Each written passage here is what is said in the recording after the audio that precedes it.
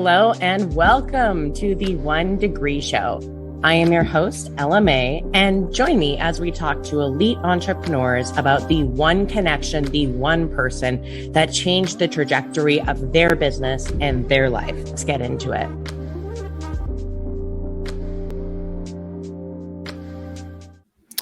All right. What is up? Welcome back to the 1 Degree Show. I am super excited for the guest that we have today. So Katie Pannell is not only hilarious, she is insanely talented. So Katie is a copywriter and creative director for funny people who are serious about business. Since 2019, her words and creative concepts have been the catalyst for increased revenue, brand recognition, and industry celebrity for online entrepreneurs. But more importantly, her work has earned her introductions, such as the one that gave us the DILF line and the girl who made farts lucrative. In front of really fancy people. Her parents are also very, very proud of her. The bio that she gave me is hilarious. And after hours, Katie actually performs in a band as well. She is multi-talented. So we're going to bring her on in. Katie, what's up? Thank you so much for being here. Yeah, of course. Thanks for having me. Yeah. So I love your intro. Now that's all I want to talk about. I'm like, that intro is amazing. Obviously. Well, I always say if I don't know how to introduce myself, then I'm not deserving of the big bucks that I pay me. Gotta make a splash. So I definitely did not know you were in a band. Tell me about the band. Oh, yeah. My husband's a musician, so I'm in his band. I'm his backup singer and sometimes keyboardist, depending on how many other members that we have for a specific gig or something like that. So we've been performing together since we were, well, he's younger than me, so 16 and 18 for me. So we've been performing together for going on 10 years. So yeah, it's fun. It's my little side hustle to be in his band. Oh my gosh, I love it. And part of the reason I really wanted to have you on this show is you've got such a unique style of copywriting. And actually, let me put on a little thing here at the bottom. This is for anybody watching this on the video, where you can go check out Katie's website, her Instagram, etc. If you look at her website, her copy is so unique. It's so witty. It's funny. It's sarcastic, but it's clear. And it's really, I've just never seen anybody with your style. Did you always have that ability to communicate in this really unique way? That's a great question. I would like to say yes, but I'm really not sure. Of course, I can pat my own self on the back and be like, yeah, I've always been really good at this. But I think a lot of it comes from my background. My background's actually in musical theater. So I had the opportunity growing up performing to step into multiple character shoes. And that's kind of the same thing I do with copywriting, is just kind of get into different characters. And I have that ability with acting and performing and music and singing and singing somebody else's lyrics to really get into that character. But then when I'm writing for myself, I've always had, I can say this, I've always had a lot of self-awareness. So when I'm writing for myself, it does just come out pretty easily. Yeah, that's awesome, because it's really unique. It's really funny, but very direct. And very clear. So, because when you were learning copy, because I know that copy is not taught that way, right? With the style that you have, how did you step in? How did you step into that style? So for me, it was really about picking apart the things I didn't like about copywriting. I could not stand the fact that everyone out there was saying you can't be both clear and clever. Yes, you can. Absolutely, you can. And for me, a lot of that comes down to, like I said, self-awareness, having clear self-awareness on who you are, what you stand for, what you offer, what you do, who you're talking to. All of those things are really important. But the biggest part of that is knowing who you are. And if you know who you are, you can speak in your own brand voice. And that's another thing that I think about a lot when I'm writing copy is I don't really think of it so much as a brand voice as I think of your voice working for your brand. Because the truth is, anybody can do what you do, right? Anybody can be a copywriter. Anybody can be a witty copywriter, a funny copywriter. They just have to study comedy, or they have to study, what makes something witty. But the differentiator is me. is me writing copy. So that's something for my clients. I give them lots of questions about themselves on a personal level, so I can really step into those character shoes, so to speak, like I did on stage. But really, the biggest thing for me, like I said, is the clear over clever. It's just, I think it's outdated. I think there's definitely a way. There's always a way to be both. And so I started with that, with copywriting, that in mind. Like, this is something I'm very anti. So how can I prove that I can make this work? And another way I do that is with creative direction as well. So what's a way that people can be clear but clever with their messaging? Like, is there a certain formula or certain points of an offer that you look at where you're like, oh yeah, I can work with this, I can work with this, I can work with this? Yeah. Actually, I don't know if this is an acceptable answer as far as copywriting, but I think a lot of it actually comes down to how you pair it with the visuals. Which is why I not only offer copywriting, but I also offer creative direction. So as you saw on my site, you know, I have these references about how everyone says you just throw noodles at the wall, right? That's something we hear a lot in entrepreneur space. We hear, oh, you're just doing something to see what sticks. You're just throwing noodles to see what sticks. So I took that creative direction, and I have all of these photos of myself with the spaghetti noodles, and I can easily reference that, and people get it at the same time that I'm being cheeky and clear because they see the visual right there beside it. That makes sense. So you're saying, like, when you're putting together your copy, you're talking about your offer. Think of easy visual metaphors you can use, display that on your page with your copy. Absolutely. So I'll give you another example. One of my really good friends and clients and designer, she creates identities for people. That is what she does as a designer, right? She's creating brand identities, visual identities for brands and for products and for digital offers and for physical offers. That's what she does. She creates identities, but she didn't want to be the face of the brand. So with creative direction, something I helped her with was to come up with this like mysterious, spooky little, we call her like a criminally good designer. So all of her brand is very criminal. It's in her messaging. We say sneaky things, you know, all of her photos, I put together her shot list that would pair well with the copy. And her shot list is very film noir. You know, she has the blinders, of, you know, like an old office, an old PI detective office where it has the blinds and it's very dark, and she's wearing the fedora and she's like peeking through the blinds. Because what she does is create brand identities. So we took what she does, the offer, the identity, and we blew it up into this fun creative direction of being a criminally good designer. I love that. Yeah. Oh, that's so interesting. Okay. So it's clear, but it's also clever. It's both. Yeah. No, I love that. That's really, and it's something that you're taking an industry that's fairly common. Like, you know, there's a fair amount of people in it, and you're making her stand out just because it's interesting. Right.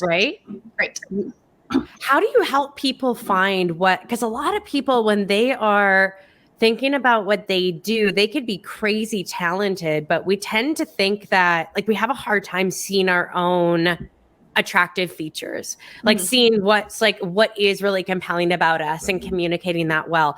How do you help people find that? Well, I do a lot of work with their brand story. Like I said, when I give them a questionnaire, part of my onboarding is a lot of questions. It's very invasive, but I encourage everyone to just, you know, take some time with it, you know, brew a cup of tea, get some cozy pajamas on, whatever you got to do to really like get in the zone. And then spend some time thinking about these questions. Can honestly be kind of probing into your background and your backstory.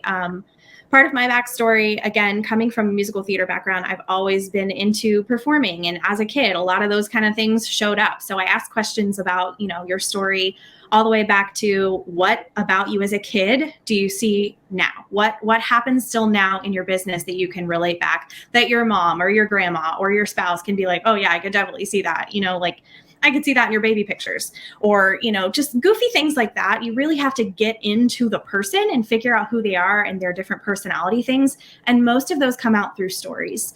Another thing I do is I also have them ask a bunch of questions to important people in their lives. So I have a section of questions that specifically are to ask your best friend. Tell me about me. Because a lot of these things we don't typically think about ourselves. That it's one thing to write down things like, oh, I am fun, or I tell great jokes, or things that are very surface level. But it really takes sometimes asking someone else for that. It's kind of like external validation, to ask someone else, what do you think about me? How would you describe me to a stranger? You're talking about me at a party. How would you introduce me? How do you describe what I do?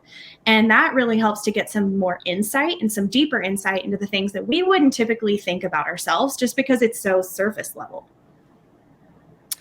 Yeah, that makes sense. And it's interesting because I think we know ourselves better than anyone, but other people see us more clearly than we'll ever see ourselves. Right.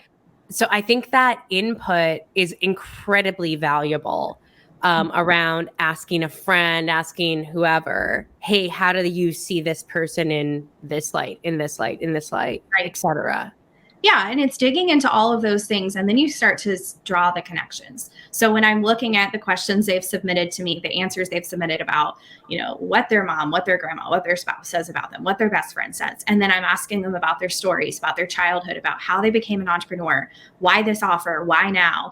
I can start to see these dots. And then I create kind of I conceptualize the creative direction around all of those things to make up this whole story that is both, like I said, clear and clever, because you can see it in the copy and you see it visually. So there's no way it could be misconstrued. Even if it is a criminal designer, she's not actually a criminal because you look at her story, you can see the story spelled out in black and white. It's all there.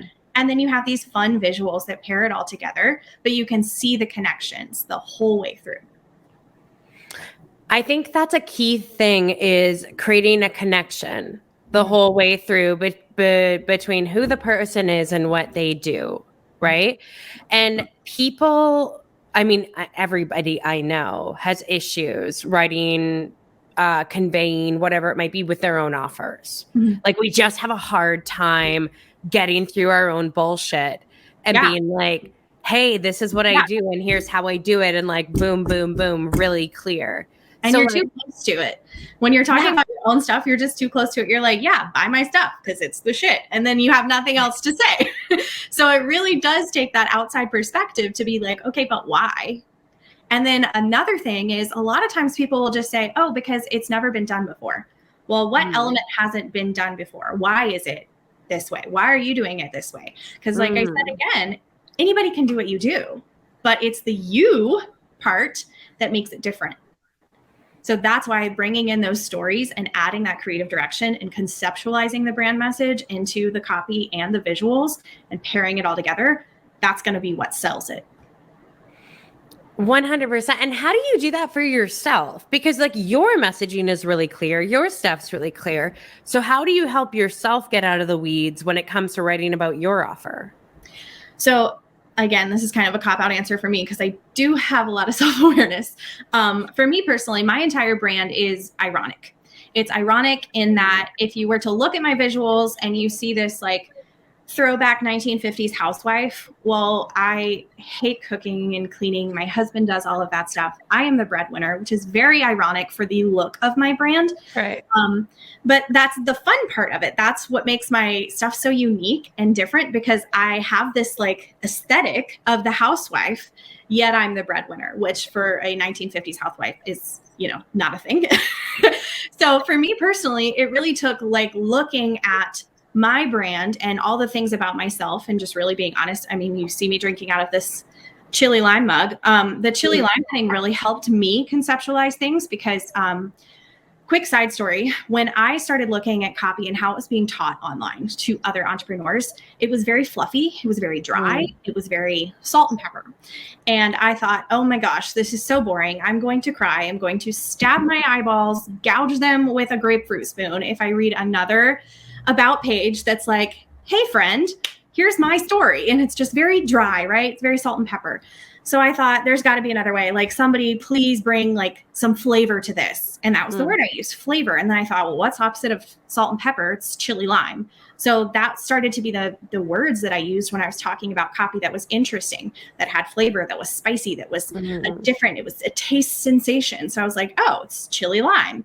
And then I used that to influence the rest of my brand. Like, what Where do you find chili lime? Well, it's in the spice cabinet. It's in the pantry. It's in the kitchen. So I'm like, oh, kitchen, interesting. Flavor sensation. I'm not a housewife, but I look like a housewife.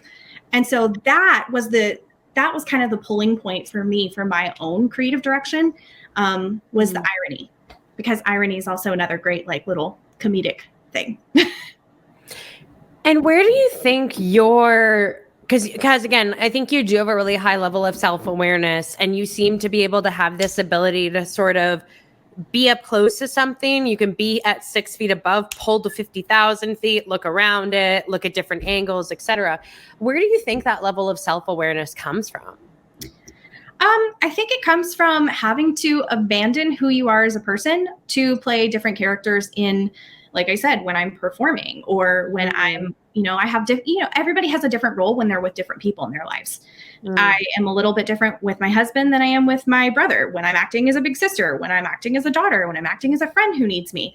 And, different friends need us for different things. So it really takes noticing what parts of yourself you're abandoning when you're in different roles and different situations to kind of piece yourself all back together and think, no, this is really who I am. Or, it even takes sometimes like losing friendships to know this isn't a part of me that I like anymore. So I need to distance myself from this person because we all pick up on things around us, I'm sure you've heard it a million times, especially on this podcast. You're the sum of the closest 5 people around you, right? Right. So having that self-awareness to know I don't want those people in my life versus I do want these people in my life, or I fit better with this group of people, is kind of one of those things that helps just kind of to get into your own head and figure out, I like this about me. I don't like this about me. This is something I want to change. And it's being honest with yourself and figuring out why you want to change those things. And that, that gets into the whole mindset conversation, but I think you get where I'm going. Well, this is really interesting. And I don't know if many people have ever thought about this, because you're saying, even, you don't have to be a professional or semi-pro actor for this. Even when we're just around different people in our lives, there's parts of us we abandon to fill that role. Yeah. And everybody does this. Yeah. So are you acutely, just like curious question, are you acutely aware of exactly what parts you abandon and what relationships? Yes. I'll give you holy shit. Yeah. That's insane. I'll give you an example of a friendship that I no longer have. I noticed I was toning myself down a lot in this friendship. She wasn't comfortable with some of my humor, I have a very colorful vocabulary at times. And, I noticed I was censoring myself a lot. And I thought, well, why am I doing that? Why am I doing that? Because I like me better when I'm being 100% myself. I like who I am around certain friend groups better than other friends. So I noticed that I was really and this is something entrepreneurs do this all the time. You'll start to notice it. They just mimic what they see. They just mirror, oh, well, this person's a celebrity business coach and she uses this language, so I'm going to use this language. Things like censoring, especially censoring with curse words. As a whole, most people aren't super offended by it. And there's actually studies that prove that if you use selective, careful curse words, that you can be perceived as more truthful. It can be an element to add humor. So there are little things like that. People will just mirror what they see is working for other people. And the minute you do that, you've turned off a part of yourself. That is, to use the word, authentic. So, and that's really interesting, because I think that a lot of the time, especially when we're new, one of the things that can be the most exhausting about getting a business going is, like you said, without even realizing it, we're taking on a different persona when we're with clients. We have a different persona when we're live on social media. We have a different persona when we're creating content versus when we're just like us, like hanging out with our best friend in our living room. Exactly. Right? Exactly. And it's so easy to do. It's so easy to get tripped up on it. People do it all the time. The minute you tone yourself down, you water yourself down, or you think, this is the biggest one, they think they have to be more quote unquote professional. I have to be more professional because now I'm a business owner. And they've attached meaning to that identity of business owner when really the only identity you should be hyper aware of all the time is your own, because that's going to distinguish you from everybody else who is capable, who is talented of doing the exact same thing you are. That was a really good line. Like, say that, honestly, say that one more time. We'll probably clip that out as segments for the show promo. Yeah. Say that one more time. I said the only identity you need to be hyper aware of is your own identity. Yeah. I don't remember what I said after that. It was the only identity you need to be hyper aware of is your own identity, because the only thing that's going to distinguish you. Okay. So the only thing you need that distinguishes you from everybody else who's capable of doing the exact same things you do with the exact same talents that you possess. Something like that. It was right there. Right. Yeah. No, we'll get it. Don't worry. I was just like, whoa, I want to double click on that because that's really, really good. And I'm like, just coming out of recovering from COVID. I warned Katie before this episode, like, yo, I have a little bit of brain fog, so work with me. So I was like, one more time. But that's really fascinating. And I think it's something that, especially with people who have been people pleasers or they've just always, they're good at playing roles in their life. It's so easy to get lost. Yeah. And we're so unaware. Yeah. Especially coming from a corporate background. So many people will, by default, they'll start their email with, "Hi, I hope this email finds you well." Do you ever talk like that? Do you ever talk like that to your best friend? When you're calling them or texting them and you've had a terrible day or you need to ask them a favor, do you ever start with, "I hope this finds you well"? No. So a lot of what I have to do as a copywriter is like give them permission. They don't need permission, but they need that reminder. So it's almost like, quote unquote permission to actually let the guard down. You don't have to be so professional. You don't have to be so stuffy or boring, because then that's what people perceive you as. And I don't know about you, but I don't want anyone to perceive me as someone that has a stick up her butt. Oh man, it's so true. And even, I just launched a new company 12-ish weeks ago with 1 Degree.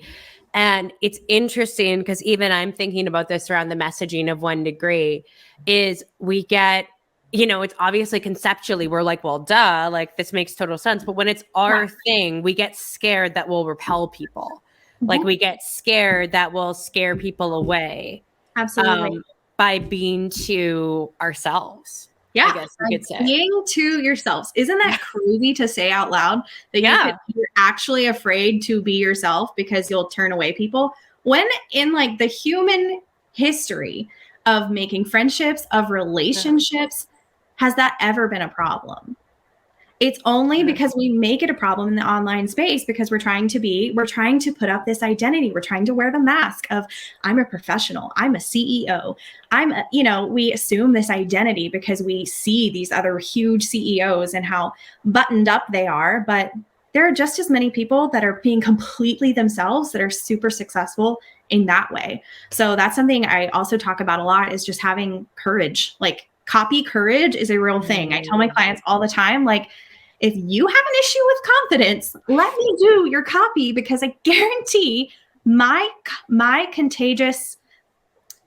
copy courage is contagious, and it will rub off on them, and they will start to feel that same copy courage and the same confidence to take that brand, to take that voice that they've trusted me with one-on-one when we're having our conversations privately about who you are, what you do, and all that good stuff. They're totally themselves on the call. Then I deliver the copy and they're like, "Ooh, I'm scared now." No. Yeah. You have to have the copy courage that you can use to put yourself out there in the most genuine way. And where do you think that for the people that you've worked with, do you find the majority have this confidence or the majority don't? I can say I've worked probably more people that do have confidence than people that don't. I think one of the things that is helpful is the questionnaire. I brought it up a lot, but the questionnaire that I send them, I give them time to sit with it and really work through it, because I want them to work through it, because a lot of times they'll have these epiphanies while they're working through it. Like, you know what? I really am this way.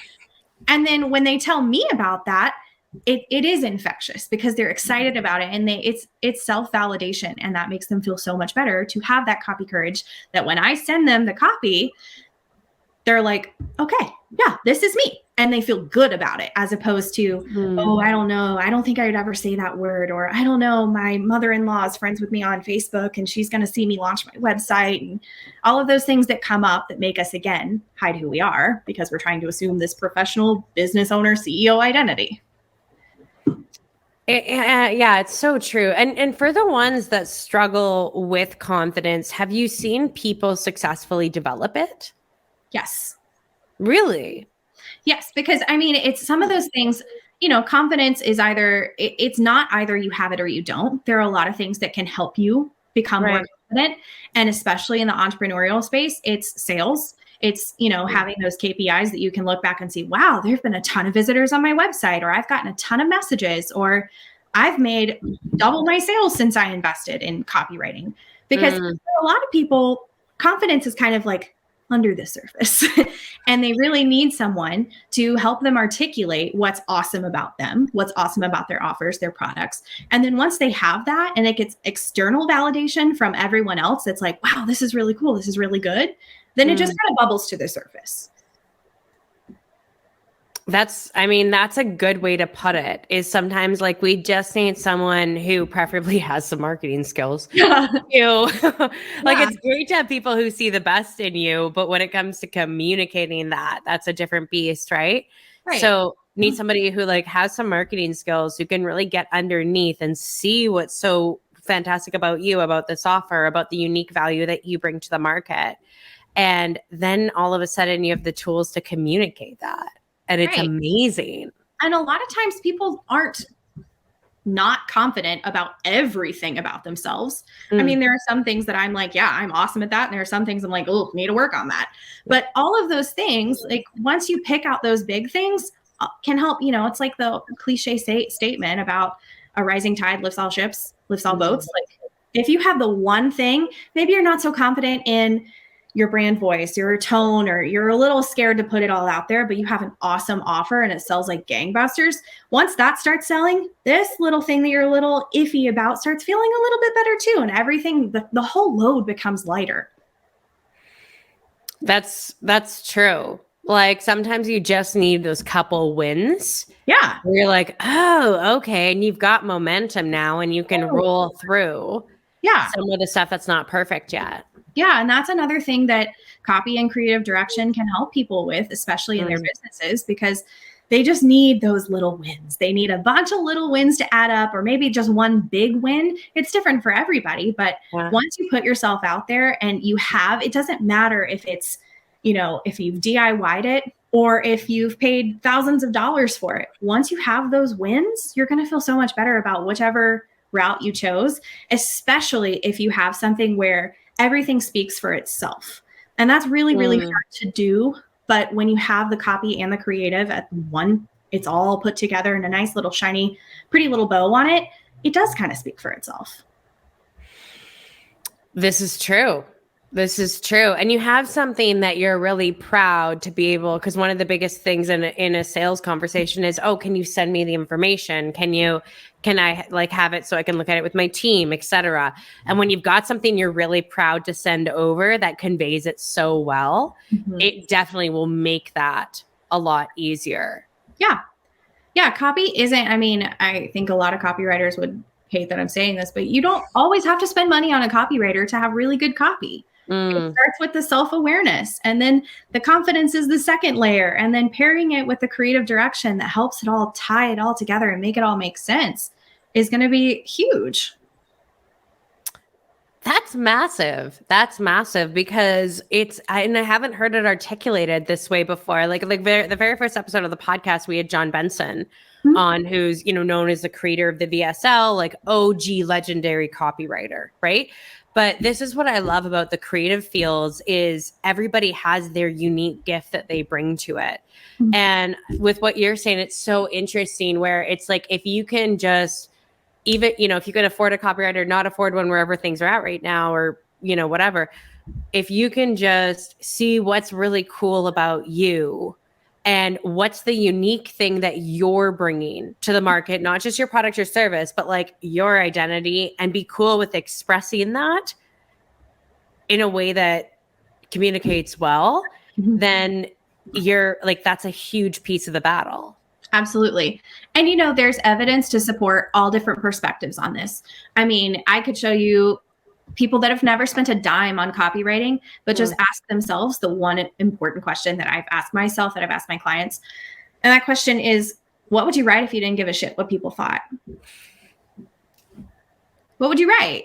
And then once they can answer that and they're like, oh yeah, I could just be really honest about this offer, and it's tell them why it's great, and just not filter yourself, not try to think through the lens of, oh, well, this business coach wrote it this way, or this graphic designer put it this way, and so I should really think like that because that's what's successful. If you just answer that one question, you can find evidence to support that that works, as well as spending thousands on the copywriter, because that copywriter is going to ask you the exact same questions and more of them. But ultimately, if you're going to have extreme self-awareness and you're going to allow yourself to not filter, to not water yourself down, to not tone it down for any sort of identity you're trying to push yourself into, then you're going to get the same result. Damn, that's like really, really good. Like the identity you're not trying to push. Like, so do you think whenever there's a disconnect for someone who's trying to communicate their offer and it's just for some reason it's not clicking, like, do you think there's an identity they're trying to push themselves into? Absolutely. Really? Okay. I think a lot of times it comes down to two things. It comes down to the identity they're putting their ideal client into, or the identity that they're trying to push themselves into. But both times I call it an identity issue. That's really fascinating. Do you have like a distinct, do you know when it's one or the other, when they're trying to push their client to one versus them? Yes. Okay. So I'll give you this example. I actually just saw this today. This person is what does she call herself? A mindset coach and life coach. Okay. And she has this identity for her ideal client, and they are not entrepreneurial whatsoever. And she was using a lot of entrepreneurial buzzwords, a lot of our jargon, talking about mindset and things. Like, she kept using the word mindset. And I asked her this question. I said, do you think that your ideal client is picking up the phone, calling her best friend and saying, you know, I'm just really having all these mindset issues? She was putting her in a box to think that she was going to speak and use the same language as us entrepreneurs. This person wasn't working with entrepreneurs. So they're not picking up a book on mindset. She might be picking up a book that she sees on the shelf in Target. That's the Jen Sincero, How to Be a Badass or something. You are a badass. Her ideal client's picking up that book because she's struggling with mindset issues. But we know as entrepreneurs, as the coach, knows it's a mindset issue. But that woman who's just struggling with her day-to-day life is not calling it a mindset issue. She doesn't know it's a mindset issue yet. So she's putting her in this box, which means her messaging is speaking to the wrong person at the wrong stage of awareness. This is really fascinating because I find this a lot with, and I still wonder why people do this with, especially branding around, I'm a women's coach, I'm a women's, et cetera. I have never, ever seen anyone be like, I'm a man coach. Exactly. I'm a men's. And it's like, why are we putting women in a box? Right. Like, as like a female entrepreneur, I don't go seek out a women's coach. No. To whatever. I want the best coach that I can possibly afford. Exactly. That seems to know what they're doing. So the person who's out there saying, you know, CEO, God, I hate that word. CEO, boss babe thing. Like, I'm not for it. All of that is an identity issue. You are putting an identity on somebody that doesn't want that identity. So your messaging, your copy's not going to convert. So again, it does. It all comes down to one of two identity issues. You're putting your person in a box, or you're putting yourself in a box. Neither person wants to be in a box. This is so fascinating because do you find this applies to like relationships? Oh yeah, I'm sure. Yeah. When you think about it, like if you're trying to put your partner in a box or they're trying to put you in a box and you're like, no, I'm not that person that you're trying to project onto me. And that is self-awareness. Oh, I feel like I'm getting it. Yeah, it comes full circle. When somebody puts a box on you that you don't feel like is right, then you know, like, oh, I don't want this. You've just like, ding, you've gained a point. You understand yourself better. Oh my God, that's funny. You've gained a point. Oh, that's super funny. It's so interesting because it's really like, I never even thought about it this way, but it's really like actually being in a relationship and getting to know your target market, like your ideal client, and knowing yourself and you have to how you can help them. Totally. And you have to know them on a deeper level than a woman between 30 and 50 who shops at J. Crew. Like, none of that stuff's really going to help you. So what do you think are the key things that would help people? I think you have to first understand what they're thinking. Where are they when they're needing you, when they're seeking you out? So just like the example I gave earlier, I was telling this client she needs to look at, I call it like sneaky market research. You need to look at Amazon you need to look on Amazon. What are they buying to try to solve that problem? So someone who has mindset issues may be experiencing anxiety. Well, what is she self-medicating, quote unquote, to solve that anxiety? Maybe she's looking for, like, I don't know, a weighted blanket. Then you go to Amazon, you look up weighted blankets, you read the reviews. These people say, oh my gosh, this helped me so much. I was able to calm down. I could sleep better. That's solving a mindset issue, right? Without actually labeling it mindset and giving them that identity that they don't know they want. They don't know they have that identity yet. Another one would be like book reviews. So like I said earlier, somebody has mindset issues. They don't know their mindset issues. That's a label we put on them. So they pick up the You Are a Badass book. What do they write about the book? What kind of reviews does the book have that you could use that language to be able to speak to them at that level of awareness? It doesn't matter if she's 30 to 50. It matters the language that she's using, because something about that book review made her buy that book. So those are the things you need to figure out. What are their thoughts? How aware are they of this problem? How aware are they of this solution? And then obviously the stage of awareness is going to very much determine what you're writing and how much educating you're doing. Absolutely. It's like when I meet a stranger and I tell them I'm a copywriter. They automatically think I'm talking trademarks and legal things. Yeah. I'm like, no. So for a stranger, I just say I'm in advertising, because I know their level of awareness. They don't know what copywriter is. Yeah, it just creates a lot of work for you. And no, that's not fun for anybody. Yeah, totally. I do work for a living. I don't need to explain to some stranger I meet on the street like what a copywriter is in that moment. Yeah, no. And then they're all dazed and confused, and you're like, well, this got weird, so whatever. And now we're all confused here. So no, that's a really good point. This is really cool because I've really never heard it phrased this way around really knowing your own identity, being close, stepping into who you are and what you uniquely bring. And then also knowing your buyer's identity and not creating one for them, knowing what they are. Yeah, I mean, people buy from people. So if I were to sit here and talk to you and use CEO girl boss language, people who listen to this episode think, oh, she's not the copywriter for me. Yeah. Yeah, exactly. People buy from people. So you really have to understand the person before you can do their brand justice. I mean, absolutely. Right. And this is why people hire copywriters, because this shit's hard. Yeah. It is hard. And also, you also have to, to be frank, you have to give a shit. Yeah. I'm going to ask tough questions because I genuinely need to know the answer to do my job well and to make it worth your investment. So I have to care about the questions I'm asking. I have to give you that space.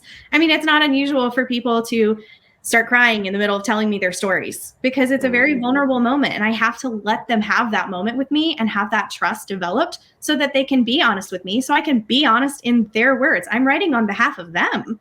So I have to be open and I have to make myself someone that they feel comfortable sharing that information with. Yeah. Yeah, that's huge, right? And actually, so and obviously genuinely giving a shit. That's huge, right? Yeah, this is I feel like I'm in therapy. I don't know. I feel like we're going like 7 layers deeper. Well, I mean, that's what copywriting really is. It's getting deep, so you can write at all different stages of that awareness. I mean, just like I said, with the example of a stranger, I mean, I'm going to give them, oh, I'm in advertising, versus giving someone who's in my space the more like concrete definition of what I do and how I do it. You and I are having a conversation I would never have with a stranger. I mean, absolutely. Right. Absolutely. And I mean, for the sheer fact that they're probably not interested. Exactly. Like the giving a shit part.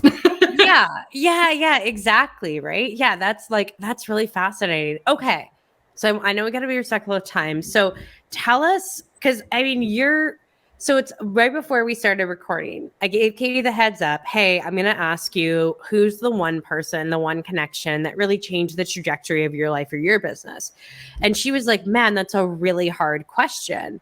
And I was like, okay, interesting. Like, I mean, it doesn't have to be somebody in the business world. It could be a sports coach, whatever. But now after hearing the way that you think and how self-aware you are, I know there's someone who helped you tap into, because you have a much higher level of self-awareness than even I was aware of.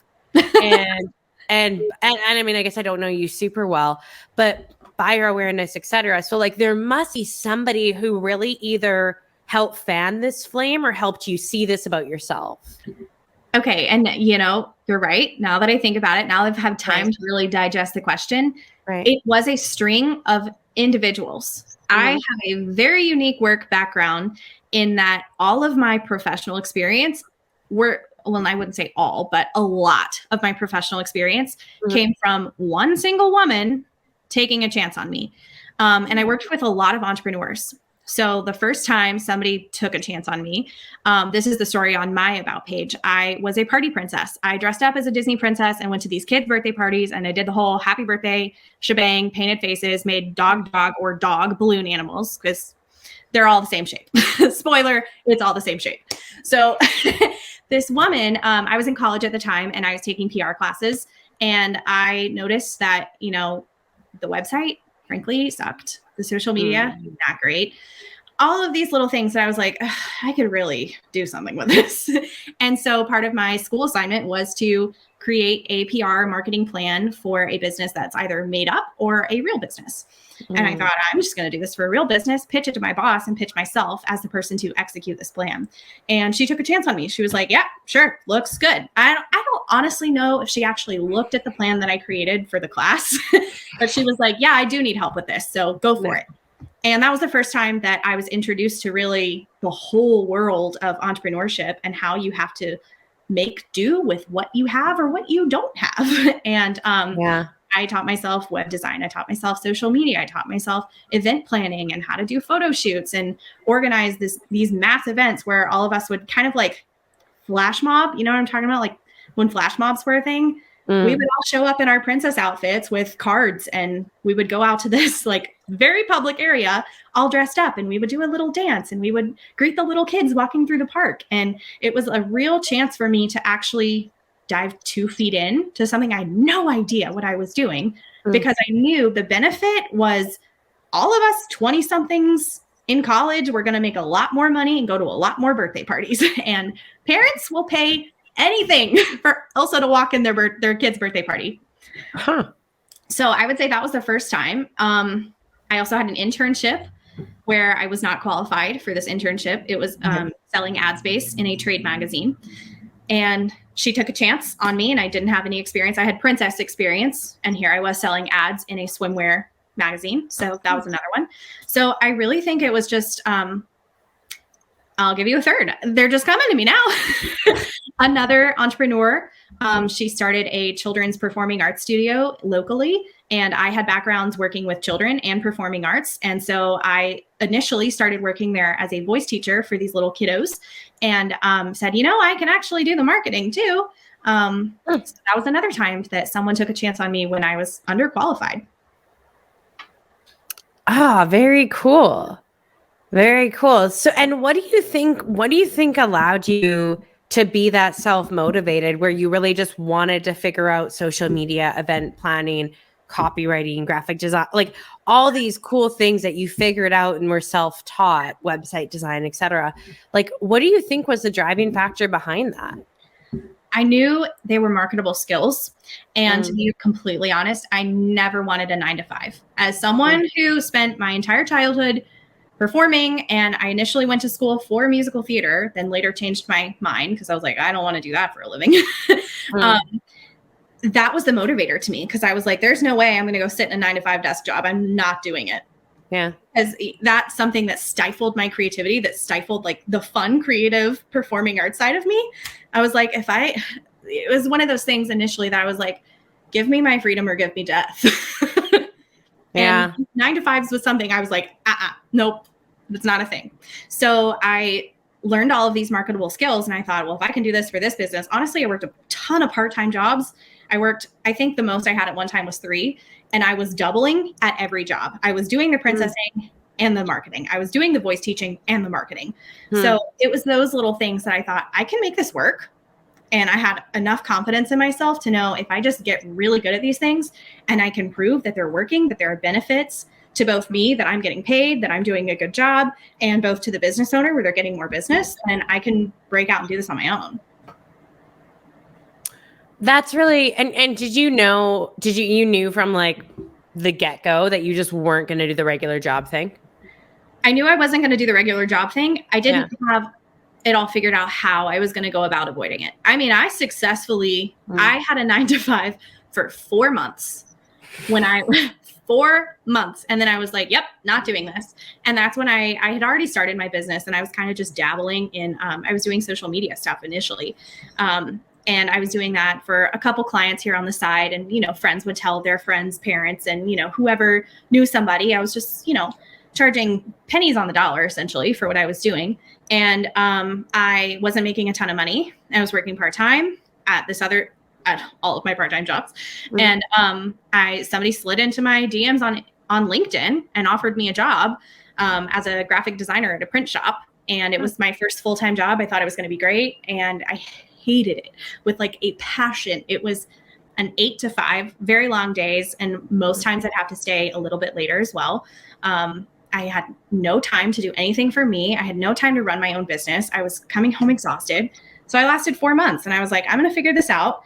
And at that point, I started looking for a more serious part-time job, and I started working part-time at a marketing agency. And she knew going into it, another single solo entrepreneurial woman that I was working for, she knew coming into it that I had my own side hustle that I was trying to grow. And I was very upfront, like, I want to use the skills that I learned in this place to grow my own business. And luckily she was all for it. So I did that until I could successfully leave. Yeah. I mean, and that's like what you have to do a lot of the time. And I mean, good for you for juggling it that way. Rather than creating immense financial stress by just kicking off on your own and like praying, right? Yeah. I hopped part-time to part-time. There were times when I would show up at, I also worked at a local historic theater. There were times I would show up at the theater still in princess garb, go to the bathroom, change, and hop back in the box office and start selling tickets. Wow. Yeah, still with that cute little line from my wig cap. It was great. Well, like, what can you do? You know, you're just gonna damage your hair to shit. Like, what do you do? Yeah, just rip off my wig and then peel off my eyelashes. No, I did what I had to do. And at that time it was go to a birthday party, sing happy birthday, paint some sticky children's faces, and then hop onto my other job. And I mean, and I mean, now you're going through a massive expansion with your company, right? Like, it's like right now. Tell us about that. Yeah. So I'm actually branching into an agency. Hopefully, fingers crossed, everything goes according to plan. I launch in March. I'm very excited about that because I can bring on some junior writers and step more into a copy consulting role, and hopefully train some teams of copywriters for different companies that have in-house teams, or maybe they've hired a VA to also take on some emails, but maybe their VA doesn't do a great job and their emails aren't converting. So I can step in more to a consulting role and then just double check that everything passes my little standard test with junior writers. Yeah, amazing. I mean, so congrats on the expansion. That's always huge. Yes, I'm very, very excited about that.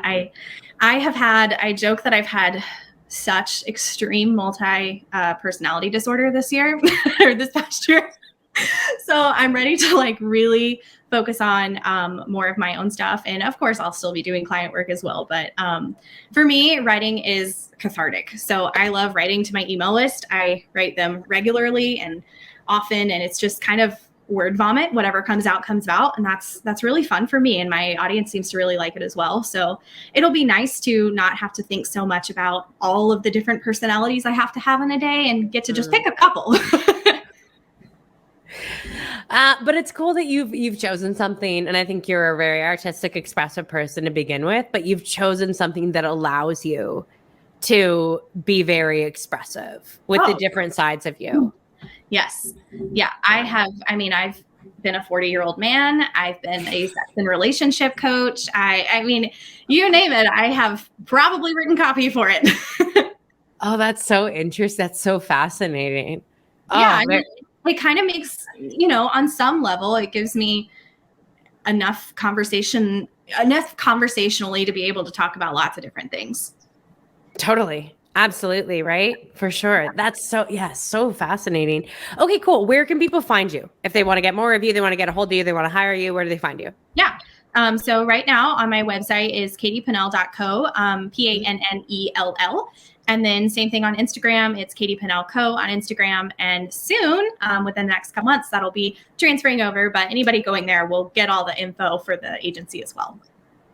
I love it. Okay, let's finish with some rapid fire questions. Okay. What is the best thing you bought lately that is under $100?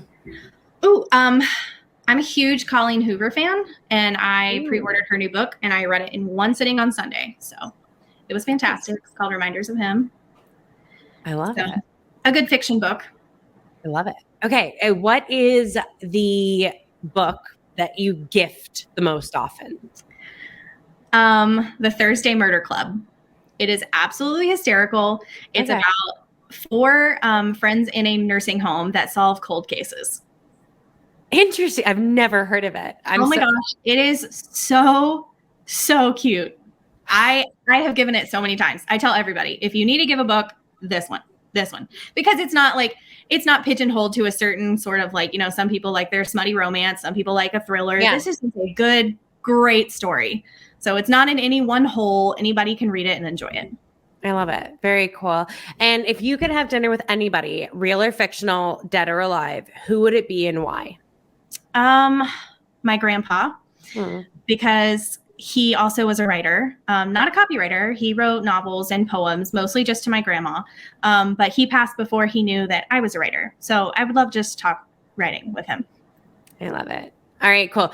Katie, hang out with me backstage for a hot second. Everybody, thank you for tuning in. If you caught this live, thank you for listening. If you're listening on the podcast, and we will see you next week. Stay tuned for a quick message from our sponsors. This broadcast is brought to you by WINJECT Studios. We are an all-in-one educational platform for podcasters that revolutionizes how hosts leverage content to increase engagement with listeners, downloads, and income. We come together to focus on community, collaboration, and collective impact. For more information on how you can interact directly with our hosts, access exclusive live content with offers you can't get anywhere else from our official partners, join our purpose-driven community by visiting www.winject.com. If you're ready to build a career doing what you love, then we're ready to see you there.